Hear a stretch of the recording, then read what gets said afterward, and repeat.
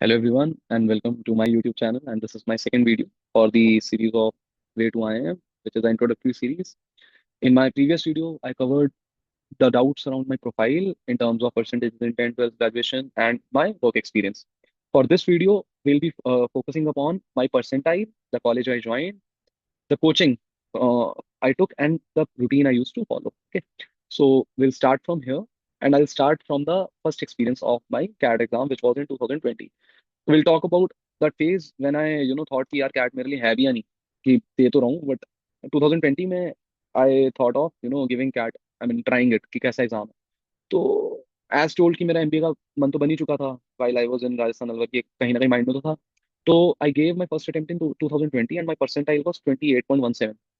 वो परसेंटाइल देखने के बाद मेरा ये था मुझसे कैट होगा भी या नहीं. एंड ऑनेस्टली स्पीकिंग मैंने वहां पे जाके कुछ ऐसा नहीं था कि बहुत क्वेश्चन सॉल्व कर दिए थे. वहां जाके तो मैं वेट कर रहा था कि मैं यहाँ से कब निकलूंगा एग्जाम से. तो मैंने वहां पे जाके सीसी सीसी सीसी मार्क कर दिया था सारे में, and that was a mistake on my side कि मैं ऐसा करके आया. क्योंकि उससे ये हुआ ना कि आप कहीं ना कहीं एक सबकॉन्शियस आपका बिल्ड हो जाता है कि यार मैं कहीं कर भी पाऊंगा नहीं कर पाऊंगा कैट, और जो ये डाउट बन जाता है ना, वो बहुत एक बड़ा हर्डल बन जाता है आपके मेन अटेम्प्ट्स में. तो ये मैं एक गलती करके आया था 2020 में. तो ये मैं सबको एक एडवाइस दे रहा हूँ कि अगर आप जा रहे हो देने just to see you know a scenario around की कैट होता है कैसा है, कैसा लगता है, एग्जाम का पैटर्न कैसा होता है, तो उसमें आप थोड़ा सा जाके पेशेंस के साथ देकर आना. ऐसा नहीं है कि बस जाकर बैठ कर मेरी तरह ऐसी कुछ भी गलती कर कर आते हो, है ना. इसके बाद हम चलते हैं 2022. मैंने जॉब ज्वाइन करी हीरो मोटोकॉर्प में. अप्रैल में मैंने जॉब छोड़ दी. तो अप्रैल में जब मैंने जॉब छोड़ी है, तो मैंने ऐसा नहीं था कि बस छोड़ दी कि हाँ आज डिसाइड करके जॉब छोड़ दी. उससे अराउंड, और ऐसा भी नहीं था कि मैंने कोई बहुत ज्यादा प्लानिंग करी, बट हाँ हफ्ता 10 दिन पहले और 15 दिन पहले के आसपास आई वॉज थिंकिंग कि मेरे को कोचिंग तो ज्वाइन करनी पड़ेगी. तो बिना कोचिंग के तो मैं नहीं कर पाऊंगा कैट. तो उस टाइम पे one of my friend and my brother also, both of them recommended me कि इलीट स्किल ज्वाइन कर लो, और इलीट स्किल अच्छी कोचिंग है, वहां पर आपको एक अच्छा बेस मिल जाएगा, फाउंडेशन समझ जाएगा, तो you will be able to maybe crack CAT. तो मैंने कहा ठीक है. मैंने फिर इलीट स्किल में हनी सर को कॉल किया. हनी सर से मेरी बात हुई अराउंड अप्रैल 10th और 11th. मैंने हनी सर को अपनी प्रोफाइल बताई पूरी, अच्छा खासा उन्होंने टाइम दिया कॉल.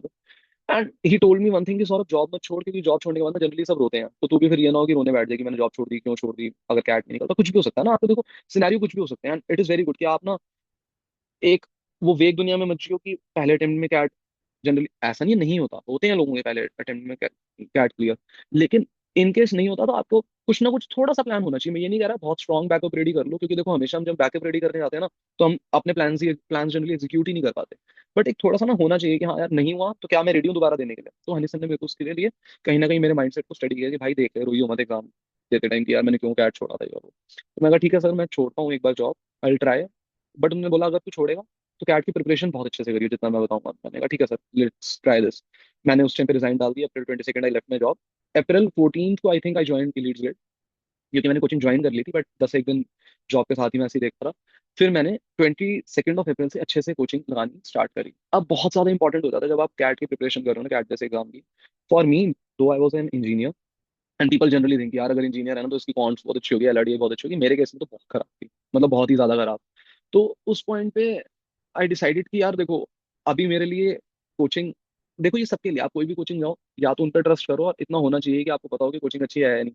ये मार्केट बहुत खराब है कोचिंग का, कि generally people are like just giving coaching and they are around money. तो I am thankful to God कि मैंने लीड्स ग्रिड ज्वाइन किया था. एंड ऑनेस्टली स्पीकिंग मैं कोई ऐसा नहीं प्रमोशन कर रहा हूँ, but Leads they are very genuine people, क्योंकि उन्होंने ना ऐसे बिल्कुल मंडे टू संडे कोचिंग दे रहे हैं. 8 8 घंटे की क्लास हो रही है संडे को, क्योंकि वर्क वाले भी लोग वहाँ पर होते हैं, वर्क जो बेसिकली जॉब कर रहे होते हैं.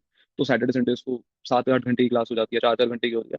तो उन्होंने ना इतने अच्छे से प्रिपेयर करवाया और इतने अच्छे से फाउंडेशन बनाया कि मेरे को इश्यूज आए नहीं. तो इसलिए मेक श्योर कि आप अच्छी कोचिंग ज्वाइन करो अगर कोचिंग कर रहे हो. और कोचिंग ज्वाइन ही नहीं कर रहे हो तो आप अच्छे से प्रिपेयर करो, कि लास्ट जब बी डे हो ना तो अब आप अपने आप को ब्लेम ना कर पाओ कि मैंने प्रिपरेशन में कमी रखी. तो कमिंग टू माई प्रिपरेशन, तो क्वांट, एलआरडीआई और बीआरसी मेरे तीनों ही वीक थे. एंड बीआरसी मेरा बहुत ही ज्यादा वीक था. क्वांट एलआरडीआई ऑब्वियसली मैंने ओवर द पीरियड पिकअप कर लिया. कैसे किया वो मैं बताता हूँ. तो क्वांट में हनी सर पहले आपको, फॉर एग्जांपल उन्होंने अलजेब्रा, अरिथमेटिक, ये सब पहले बेसिक्स पढ़ाते हैं, विच इज वेरी इंपॉर्टेंट कि आपके फाउंडेशन बहुत स्ट्रॉन्ग हो. और ये कोई भी अगर प्रिपेयर करो तो ये चीज आप ध्यान रखो कि फाउंडेशन पे बहुत ज्यादा ध्यान देना. Similar is with LRDI. अब एलआरडीआई में ना उस टाइम पे सर सिटिंग अरेंजमेंट के क्वेश्चन देते थे. तो इनिशियली ना कुछ लोग, अब ऑब्वियसली मेरे कुछ फ्रेंड्स भी बन गए थे लीड्स में, जिनसे हम कॉल पे एक दूसरे से बात कर लेते थे. तो वो ये बोलते थे कि यार क्या इतने इजी क्वेश्चन देने के, ऐड में इतने इजी क्वेश्चन थोड़ी आते हैं. बट द पॉइंट इज आपको उस टाइम पे ये नहीं सोचना कि यार आप ये समझो कि जो प्रिपरेशन करा रहे हैं ना आपको, वो सालों से कराते हैं, उनको आइडिया है कि आपको प्रिपेयर कराना कैसे है. तो वो बहुत इंपॉर्टेंट है कि वो उस टाइम पे ना आपका फाउंडेशन स्ट्रॉन्ग हो. तो गौरव सर थे हमारे एलआरडीआई में, और अभी भी वही है शायद इलीट ग्रिड में, गौरव सर ही वही देख रहे हैं इलीट ग्रिड में. तो गौरव सर ने ना ही मेड श्योर कि आपका फाउंडेशन इतना स्ट्रांग हो जाए एलआरडीआई के लिए कि जब आपके डिफिकल्ट क्वेश्चन आए ना तो आपको दिक्कत नहीं, क्योंकि वो यही करते थे। पहले इजी टू मॉडरेट में आपको स्ट्रांग करते थे कि उसमें आप कहीं पे भी ना अटको, फिर डिफिकल्ट पे वो टाइम देते थे। And this is a very good approach honestly speaking. This is very important also, क्योंकि जनरली लोगों के फाउंडेशन ही अच्छे नहीं होते, तो फिर डिफिकल्ट क्वेश्चन करने बैठ जाते तो कई बार तो निकल जाते हैं। ऐसा नहीं है कि वो, और कई बार ना वो फिर, I don't want to use this word, वो फिर फ्लूक हो जाता है कि आपका डिफिकल्ट क्वेश्चन निकल गया without easy moderate question. But CAT वाले दिन फिर गड़बड़ हो जाती है, तो वो सिचुएशन क्रिएट नहीं होनी चाहिए कि आपने पूरा साल तैयारी करी है बट फिर फाइनल में दिक्कत हुई। तो इसलिए पहले इजी मॉडरेट करो, फिर डिफिकल्ट पे जाओ। And this is what I followed in LRDI and Pond's.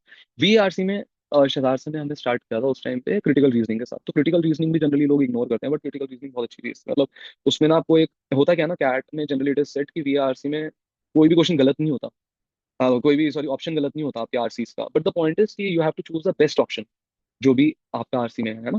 तो वो चीज इंपॉर्टेंट हो जाती है, वो क्रिटिकल रीजनिंग से अच्छे से प्रिपेयर होती है। बट वीआरसी मेरा ऑनेस्टली बहुत वीक था, मैंने बहुत इग्नोर करा वीआरसी को।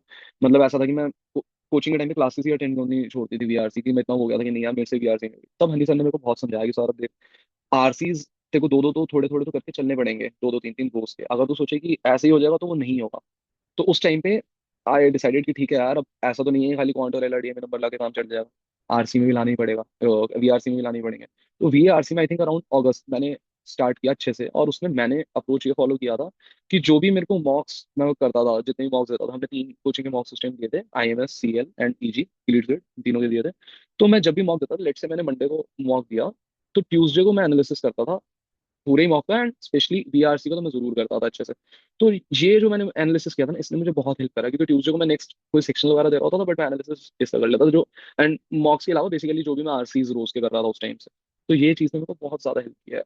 और वो बीआरसी में देखो ऐसा है कि हमें कोचिंग में यही बोलते थे कि आपका ना कभी कभी तो कर्व ऐसा रहेगा, बिल्कुल आप पीक पे जा रहे हो और कभी कभी बिल्कुल डाउन जाएगा, और वीआरसी में यही चलता रहता है कि आप एकदम पीक पे जाते हो और एकदम डाउन जाते हो। और वीआरसी ऐसा ही रहने वाला है, जिनका बहुत अच्छा नहीं है जनरली, जो रीडिंग वगैरह करते हैं उनका अच्छा होता है, मेरे जैसा अच्छा नहीं था। तो ये मेरे साथ एक इशू था।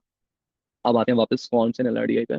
तो क्वांट्स में मैं ऐसा करता था कि जितने भी हमारे बेसिकली क्वेश्चन शेयर करते थे सर, तो उसमें ना सर एक चीज बोलते थे कि तुम ये मत सोचो कि मेरे से क्वेश्चन सॉल्व नहीं हो रहा, एज इन छोटे में। जनरली लोगों को ये होता है कि मेरे को ना कैट का एग्जाम देना तो माइंड में सॉल्व कर लूँ, या फिर बस 2 3 4 लाइनों में सॉल्व कर दूं। यार इनिशियली देखो ऐसा नहीं होता जब आप स्टार्ट करते हो प्रिपरेशन, क्योंकि for me it was like कि मैंने भी 3 साल से जॉब कर रहा था, पढ़ाई से बिल्कुल टच में ही नहीं था। तो उस टाइम पे होता था कि मेरे कोई कोई क्वेश्चन 3 3 पेज में होते थे, तो मैंने सर से ये बात बोलता था कि सर मैं 3 3 पेज तक ये क्वेश्चन कर रहा हूँ, तो वो बोलते तू अभी कर तो सही, तू सॉल्व तो करे। कि एक सॉल्विंग बेसिकली जब तक आपका एक मेंटल बेस नहीं बनेगा ना कि आप सॉल्व कर पा रहे हो, तब तक आप वो छोटा भी नहीं कर, छोटी सॉल्विंग की तरफ भी नहीं जा पाओगे कि आप इजी सॉल्विंग कर पाओगे, हाँ 2 3 4 लाइनों में कर लिया। वो तभी ओवर द पीरियड बिल्ड होती है जब आप बड़े बड़े एक बार 3 3 4 4 पेज करके सॉल्विंग करते हो। तो उस टाइम पे यही किया मैंने कि सॉल्विंग में ऐसे ही करता था। But I use to make sure कि अगर सर ने नेक्स्ट क्लास के लिए 30 या 35 क्वेश्चन हमें एक क्लास में दिए हैं, तो वो 30 35 के मैं, अगर मेरे पास पिछले कोई रहते हैं तो मैं सारे कवर करके जाऊं, या पिछली क्लास में जो मेरे से नहीं हुए थे वो भी, अगर वो 30 जो करंट है प्लस 5 जो मेरे से पिछली क्लास में कवर नहीं हुए थे क्लास के टाइम, तो वो 5 भी मैं दोबारा करता था।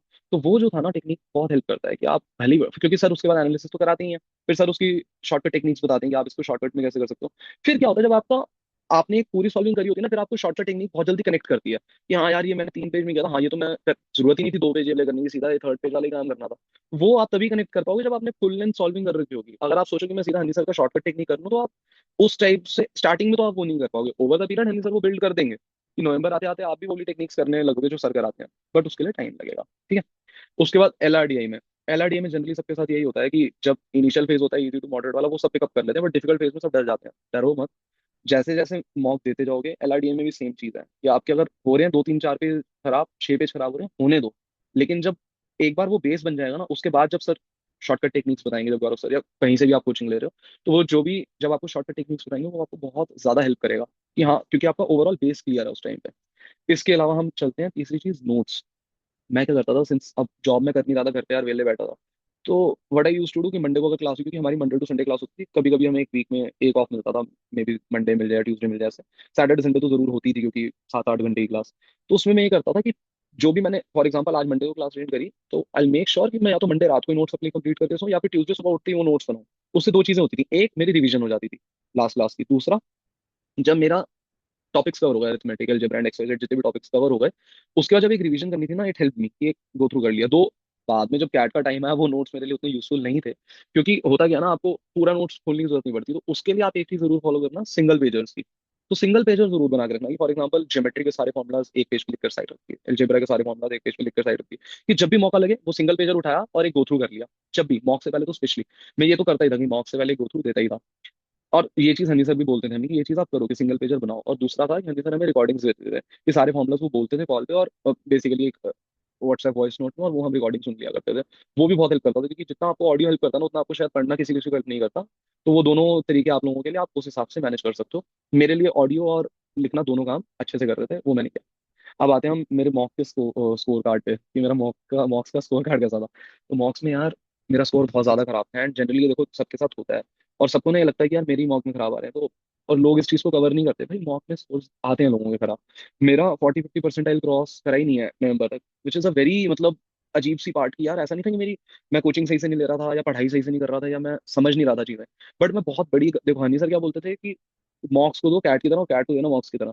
और मैं क्या कर रहा था, जो फुल लेंथ मॉक था ना उसको मैं तीन सेक्शनल्स में तो समझ आता कि चलो ये तीन सेक्शनल्स है मेरे लिए। नानी सर भी यही बोलते थे फुल लेंथ मॉक को तीन सेक्शनल मानो, और आप दो माइंड में सोचो कि तीन सेक्शनल है। पूरा मॉक समझ के दोगे ना तो लगेगा कि यार इतना बड़ा तो बड़ा डिफिकल्ट देना। बट मैं ये गलती कर रहा था कि जब भी एक मॉक दिया, लेट से मैंने मंडे को जो भी मॉक दिया, तो मैं सोचता आज मैं कौन अच्छी करूंगा इसमें, ट्यूसडे को जो दूंगा उसमें मैं एलआरडी अच्छी करूंगा, और जब नेक्स्ट मंडे दूंगा तो उसमें मैं वीआर से अच्छी करूंगा। ये टेक्निक बहुत खराब थी मेरे लिए जो मैं फॉलो कर रहा था। तो हनी सर हमेशा ये बोलते थे कि आप मॉक दे रहे हो, आपको ये लगना चाहिए कि तीन सेक्शन आपको तीनों एक बार में देने हैं। आपको वो रखना है, एक सेक्शनल दिया, 2-3-4 सेकंड के सांस लिया, स्टार्ट करा, और वो ऐसे ही करना पड़ेगा आपको, वरना आप पे बनेगा नहीं सिस्टम एंड तक के लिए। फिर मैंने वो भी फॉलो करना स्टार्ट करा, बट नहीं हुआ मे बी, मतलब it was a God's plan to keep me down to earth कि हाँ ठीक है मॉक्स में उतने नंबर नहीं है तो कैट में लाने ही लाने हैं। बट ठीक है, कैट में फिर मैंने उसको यही समझा कि हाँ यार अब ये तीन सेक्शनल्स है, तो आपको ये चीज बहुत ज्यादा क्लैरिटी के साथ ध्यान रखनी है कि हाँ वो तीन सेक्शनल ही एक फुल लेंथ एग्जाम के अंदर या फुल लेंथ मॉक के अंदर। तो इसलिए आपको ये माइंडसेट के साथ ही वो देने स्टार्ट करने पड़ेंगे। वीएआरसी में एज टोल्ड, मैं बोला ना कि जब मैंने अगस्त सितंबर में आके ये डिसाइड करा कि हाँ मैं इनको एनालिसिस करूंगा, वीआरसी मेरी एंड तक ही खराब रही है काफी ज्यादा। बट ऐसा था कि जब आप प्रिपेयर कर रहे होते हो ना तो आपका इतना बिल्डअप हो ही जाता है कि आप एक मतलब इतना परसेंटाइल आप ले कि आपको एक वो रिस्पेक्टफुल नंबर लगे कि हाँ यार ठीक है ये नंबर इज गुड। तो जिसका भी जो भी एक वीक सेक्शन है ना उस पर ध्यान जरूर देना। मैंने ऑनेस्टली स्पीकिंग वीआरसी में अच्छे से किया नहीं था, इसलिए मेरे वीआरसी में सेक्शनल स्कोर भी काफी कम था। तो बेसिकली कैट का वीआरसी स्कोर कम था, it was I think around 85। मैं स्कोर कार्ड शेयर कर ही दूंगा यहाँ पे। तो उसमें ये था कि आपको ना ये चीज ध्यान रखनी है, जो भी आपका सेक्शन पूरा पीरियड आपको दिख रहा है उतना अच्छा नहीं है, उस पर ना थोड़ा सा फोकस करो। मैं काफी कम फोकस कर रहा था, बट ठीक है, मुझे लगता है कि it was the best I could have done, and this is what I got. अब उसके अलावा हम आते हैं हॉबीज वाले पार्ट पे, ठीक है। जनरली पीपल से कि यार अभी तो पहले कैट का एग्जाम क्लियर करो फिर इंटरव्यू का सोचना, एंड ऑनेस्टली स्पीकिंग यही होना भी चाहिए। तो अब ऐसा नहीं है कि हम इंटरव्यू के बारे में सोच रहे हैं, बट यार देखो इट इज वेरी क्लियर कि आपकी ना एक हॉबी तो होनी ही चाहिए। अब मेरे केस में था मेरे पास कोई भी हॉबी नहीं थी। तो this is something which is very weird कि यार आपकी हॉबी नहीं है तो आप उस टाइम पे जाके क्या करोगे। और हॉबी ऐसा तो नहीं होगा कि मैं लेट से फरवरी में इंटरव्यू है तो जनवरी में एक हॉबी डेवलप कर लूँ, ऐसा तो नहीं होता ना। तो मैंने ये सोचा कि यार मेरे को जियोपॉलिटिक्स पसंद है, मतलब जियोपॉलिटिक्स पढ़ना मेरे को सही लगता है, तो क्यों ना मैं जियोपॉलिटिकल इवेंट्स और जियोपॉलिटिकल जो भी उस पे आर्टिकल्स आते हैं वो थोड़ा थोड़ा पढ़ना स्टार्ट कर दूँ टाइम पे था। तो उस टाइम पे हाँ मतलब I use to follow Prashant sir, आज भी मैं प्रशांत सर को बहुत ज्यादा फॉलो करता हूँ, प्रशांत अमन सर। ही use to teach on study IQ at that time, then Unacademy हो गए और अभी करियर 247 पे वो उनकी वीडियोस आती हैं। तो वो वीडियोस मैं रोज देखता था, वो 2 वीडियोस निकालते हैं दिन के, उसमें कोई बड़ी बात नहीं है। कोचिंग लेता था मैं रात को 10 से 12, जो मेरा वीकडेज में होता था। कोचिंग खत्म होते ही ऑब्वियसली एकदम से जब आप काउंट करते हो 2 घंटे तो उसका थोड़ा सा ऐसा लगता है कि आप रिलैक्स कर लो, तो मैं उसमें क्या करता था, खाना वाना खा के उसके बाद मैं बैठ जाता था वीडियोस देखने प्रशांत धवन सर की। तो मैं वो 2 या 3 वीडियोस जो भी वो रिलीज करते थे वो बैठ के अच्छे से वो देख लेता था 2x पे। तो उससे क्या होता था, वो एक साल ना एक बहुत अच्छा वो मेरा बन गया कि मैंने एक साल जियो पॉलिटिक्स की इतनी वीडियोस देखी कि सारी इवेंट्स ना कनेक्टेड हो गए थे साल भर के, कि हाँ ऐसे ऐसे ऐसे ऐसे करंट सिनेरियो चल रहा है, कि हाँ पता है G20 का समिट उस टाइम पे 2022 की मैं बात कर रहा हूँ कि ठीक है G20 का समिट आ रहा है, 23 का मेरा इंटरव्यू था, तो उस टाइम पे सब कुछ एक फ्लो ऑफ इवेंट्स ना पता था कि ठीक है SCO आने वाला है, यही आने वाला है, वो सब एक कनेक्शन। और ये आपके लिए भी जरूरी है कि जब आप जाओगे ना उस टाइम एग्जाम देना तो ये बहुत हेल्प करता है। इवन माइका में जीके आई थी, तो माइका में मेरे को बहुत हेल्प किया ये सब पढ़ना। एंड इवन हनी सर भी हमें जीके के काफी अच्छे PDF शेयर करते थे, वो मैं रेगुलर फॉलो करता था कि कुछ चीजें आपकी, क्योंकि अब क्या था ना मैं तो जियो पॉलिटिक्स ही पढ़ रहा था, उसके अलावा नेशनल पॉलिटिक्स भी है और भी काफी चीजें हैं, और इन जनरल भी इवेंट्स काफी होते ही रहते हैं, तो वो भी आपको कवर करने ही पड़ेंगे। वो आपको माइका की उस टाइम पे IFT में बहुत ज्यादा आता था, सब अब तो IFT कैट के थ्रू ही ले रहा, तो ऐसी कोई दिक्कत नहीं है, लेकिन माइका वगैरह में वो काफी काम आता है। इसके अलावा it is about your mental strength also. मैं इस टाइम पे बहुत ज्यादा वीक था कि दो आई एक्टेड कि ठीक है मैं स्ट्रांगली बिहेव करूंगा, मैं फाइट करूंगा, बट यार जब आपको मॉक में स्कोर्स नहीं आ रहे होते हैं ना और ये सब हो रहा होता है तो आप डर रहे होते हो। तो मैं हनी सर को तो लगातार देखो जो भी आप होता है क्या ना, आप ना एक दो ही दोस्त रख सकते हो यार इस पीरियड में। ये मत सोचो कि मैं 10 जनों से बात करूंगा और वो 10 जने मेरी हेल्प करेंगे। ठीक है, 10 जने हेल्प करेंगे, बट आप जितने ज्यादा से बात करोगे ना, आप ये समझो आप उतना ही टाइम वेस्ट कर रहे हो अपना। एंड ये मैं बहुत, मतलब इसमें मैं बड़ा क्लियरली ये भी बोलने को रेडी हूँ कि इवन लोग ना यूट्यूब वीडियो सर्च करने बैठेंगे कि जी इसने कैसे प्रिपरेशन करी। मत देखो यार इतनी वीडियोस आप, क्या होगा ये सब देख के और क्या ये सब करके। आप अपनी प्रिपरेशन एक वो रखो कि हाँ यार, जो भी मैं कोचिंग ले रहा हूँ, for me Honey sir was the one जिनको मैं जनरली भगवान की तरह ट्रीट कर रहा था कि हाँ हनी सर ने जो बात कह दी वो पत्थर की लगी है। आपके लिए भी कोई हनी सर आपकी लाइफ में होंगे, मेरे लिए एलिट्स ग्रेड में थे। तो मैं बड़ा क्लियर था कि हनी सर को मैसेज कर एक, क्योंकि वो भी बिजी होते हैं उस टाइम पे, कोचिंग ले रहे होते हैं, तो उनको मैसेज ड्रॉप करके छोड़ देता था। And he use to make sure कि हाँ वो भी रिप्लाई कर रहे हैं, maybe next day, maybe कभी कभी फ्री है तो उसी टाइम। तो वो उस टाइम पे ना उनके साथ मेरा रहता था कनेक्शन। तो आप भी एक प्रोफेसर हो, जो भी वो पढ़ा रहे हैं, या फिर कोई आपका एक दोस्त, एक या दो ही जने रखो। तो मैंने भी एक स्कूल टाइम का फ्रेंड था, उसको मैं सब कुछ रैंट करता था, या मेरे मॉक में सोने वाले दूसरे हनी सर थे, या फिर या फिर आपकी फैमिली, वो तो हमेशा आपके साथ है। तो ये दो चार बंदे रखो। इससे ज्यादा ना आप ये मत रखो कि मैं यूट्यूब वीडियो देख लूँ, ये कर लूँ, वो कर लूँ। तो मैं खुद यूट्यूब वीडियो का आपको ये सब बता रहा हूँ, लेकिन ठीक है यार, इन सब चीजों में टाइम वेस्ट करके कुछ भी नहीं होगा। तो मेक श्योर कि आप एक प्रिपरेशन अच्छे से कर रहे हो। कमिंग टू माई कैट का मेन एग्जाम, तो I score 96.89 in my first attempt which was a prepared attempt. इससे पहले तो 28.17 मैंने आपको बताया, it was a prepared attempt. इसमें मेरा 96.89 आ गया। अब वो कैसे आया? वो ऐसा नहीं था कि मैं कहूँ कि मेरे मॉक खराब होते, तो इट वॉज अ फ्लूक, क्योंकि इस टाइम पे मेरा आईएफटी भी क्लियर हुआ, उसमें भी मेरी कुछ 96 परसेंटाइल के अराउंड थी। ऐसे भी हम पुणे में मेरा परसेंटाइल उतना अच्छा नहीं था। अपार्ट फ्रॉम दिस माइका भी क्लियर हुआ, तो देखो फ्लूक तो नहीं था ये। वो कैसे होता है कि आपने कोचिंग में जो भी था, for me it was coaching, anyone of you can be you know self studying also. तो उस पॉइंट पे जो भी था वो मैं एक अच्छे से रूटीन फॉलो कर रहा था, और वो मैंने 7 8 9 महीने जब तक एग्जाम दिया वो एक ही रूटीन रखी है रोज की। जनरली उस पीरियड में मेरा 10 किलो वेट गेन हुआ है। पेरेंट्स को होता था कि यार क्या है, ये कमरा तो उठता ही नहीं है, एक ही जगह पड़ा रहता है। मैं ऐसे ही करता था। इंस्टा मैंने बंद कर दिया था। तो आप लोगों को देखो सबका अपना देखा होगा, बट एक रूटीन फॉलो करो। वो रूटीन आपका, सबका अपना अपना रूटीन होता है, कोई किसी का रूटीन सेम तो रख ही नहीं सकता। मेरा जो रूटीन था मैंने आपको बता ही दिया उसमें। और हाँ, अब इसके अलावा ना देखो, एक चीज बहुत इंपॉर्टेंट है, मेंटल पीस रखना। तो मैं अब आपको दिन का अपना पूरा रूटीन बता देता हूँ कि मैं एक यू नो वो जो मेरा 24 आवर्स का रूटीन था वो कैसा था। तो उसमें यही था कि मैं जनरली स्टार्ट करता था सुबह 9 बजे के आसपास उठे, और 9 बजे उठ के अपना ऑलमोस्ट फ्रेश फ्रेश होके 9:30 बजे तक मैं मेडिटेशन जरूर करता था, कि एक 15 से 20 मिनट, and maybe at times 25 minutes meditation बहुत अच्छे से करता था मैं। तो उस टाइम पे मैंने आर्ट ऑफ लिविंग से मेडिटेशन ली थी।